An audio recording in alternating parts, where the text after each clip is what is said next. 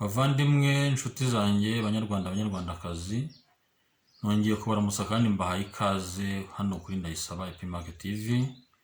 Nk'uko bisanzwe nababwiye ko tuzajya tuganira ku nsanganyamatsiko zigiye zitandukanye nk'uko mu bihe byashize byagiye bigenda.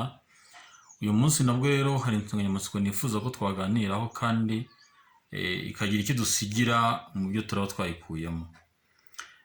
Nk'uko imigani nyarwanda ijya ibaho migufi kandi burya ibaho kugira ngo igire ubutumwa runaka iha abayumva, uyu munsi nabwo hari umugani mutoya nifuza ko twaganiraho.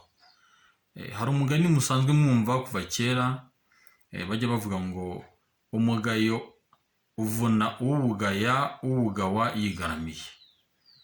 Uyu mugani ntabwo byoroshye guhita abantu bamwe na bamwe bawumva, ariko nanone ntugoye kuko ni ikinyarwanda kandi ni icyacu twakivukiyemo, tugomba kubyumva ndetse ibidasobanutse tukagerageza kubyumva biruseho kugira ngo nyine ururimi rwacu turwumve kandi n'inshoberamahanga zigiye zirimo tugende tuzisobanukirwa.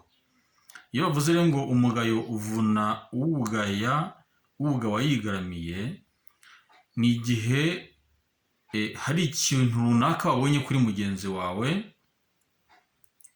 ukabona kidahwitse, ukabona kitari cyiza kuri wowe cyangwa ukurikije uko yagombye kuba yitwaye, ukabona kidakwiriye kuri we, noneho ukamugaya. Ariko iyo umugaye ukamugaya mu mutima, ntutere intambwe ngo nayo umubwire, burya niho bahera bavuga ngo uvuna uwugaya uwugawa yigaramiye.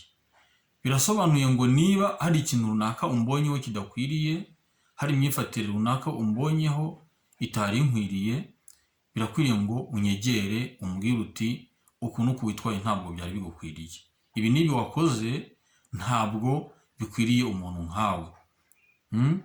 Bityo nanjye numve koko ko ari ukunkebura, ngira icyo mpindura muri ya myifatire yanjye, muri ya migenzereze, muri kwa kundi nitwara bya buri munsi, muri bya bintu nakoze mbone ko ari icyo nakoze kidakwiriye, mpindure uko nagombye kwifata cyangwa uko nifashe mbihindure, kugira ngo bidakomeza kuba byansiga icyasha, noneho ngaragare uko nkwiriye kugaragara mu maso no mu matwi y'abambona. Noneho rero icyo gihe wa mugayo wagize kuri jyewe ntabwo uba ukikuvunnye, kuko wakoze icyo wagombye gukora kandi wambwiye, nanjye biramfashije. Kuko niba nakoze ikintu kibi, wenda rimwe na rimwe sinanamenya ko ari ikibi nakoze, ukangaya, biri buze kumfasha noneho mpinduke kandi nawe wishime kuko icyo wakoze gitanze umusaruro.